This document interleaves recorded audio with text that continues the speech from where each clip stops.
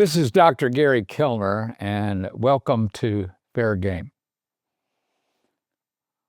On January the 7th, a 37-year-old mother was shot by an ICE agent on a traffic stop in Minneapolis, Minnesota. Beyond the personal dimensions of the tragedy to her and to her family, this particular incident has galvanized thousands of people in the city of Minneapolis and across the country. It has people asking the question about the legitimate use of force by ICE agents. Well, that's what we're going to talk about today. Now, to provide a little bit of context, the worst-kept secret of the war is that this country, for a long time, had a rather serious immigration issue. Congress has not shown much inclination to do anything about it. Both parties have brought legislation forward over the years to try to staunch the flow of people into this country who are illegal, with almost no success.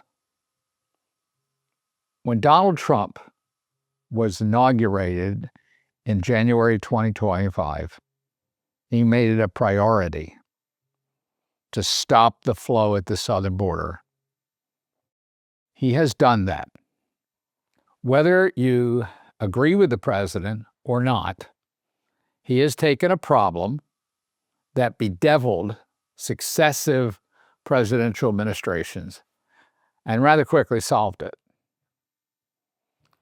He has also deployed ICE agents in cities across America to round up what the president says are dangerous criminals who need to be deported. And I think anyone with any seriousness of purpose is going to agree with the president on that particular goal. And here's the question. ICE agents across the country wear masks. They do not look like any other branch of law enforcement. They look like riot police from Moscow or St. Petersburg.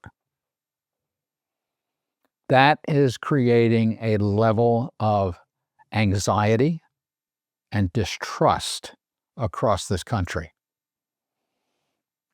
On numerous occasions, there have been videos that have caught ICE agents stopping citizens,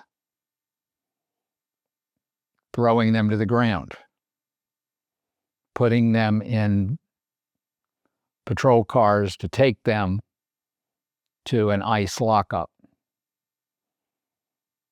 A lot of people have a problem with that. So, how do we sort it? Well, I always come back to our operating system, which is the Constitution.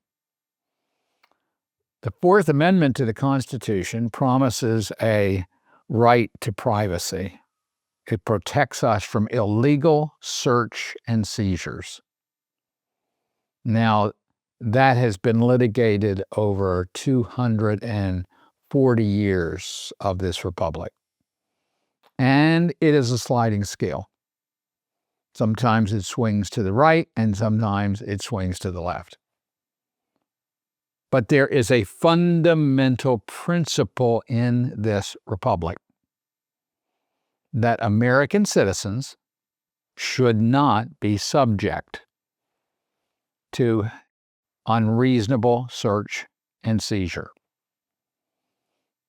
This has become a more critical issue in the 12 months since Donald Trump was inaugurated for a second term.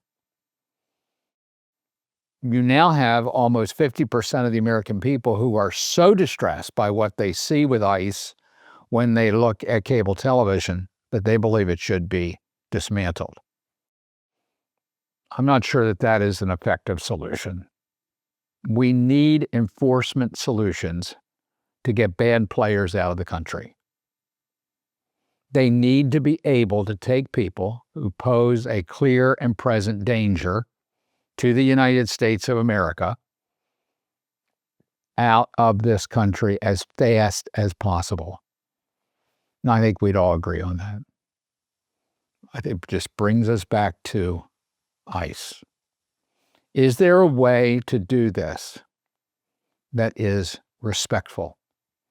Is there a way to do this that falls within the norms of what most Americans believe is the appropriate conduct of law enforcement officers? And should we be surprised that a people who love freedom as much as Americans do are deeply distressed at some of the images they see? Now, I am not about to get into the particulars of the case pertaining to Renee Good. There should be a full and impartial investigation of what happened. Well, that is part of the problem, isn't it? Because most Americans have very little confidence in the FBI. And that's why I would say that if ever you needed rigorous investigation, and that takes you wherever the evidence leads, that brings the guilty to justice. I can't say that that officer is guilty of an infraction. It sure looks like it. But that is the reason we have an investigative process. And I think everybody needs to just step back from this a little bit and ask the question, what causes our republic to be strong? What causes people to have faith in its institutions? No matter how you look at what happened in Minneapolis, the behavior of that officer does not do that. This is Dr. Gary Kellner, and this is Fair Game.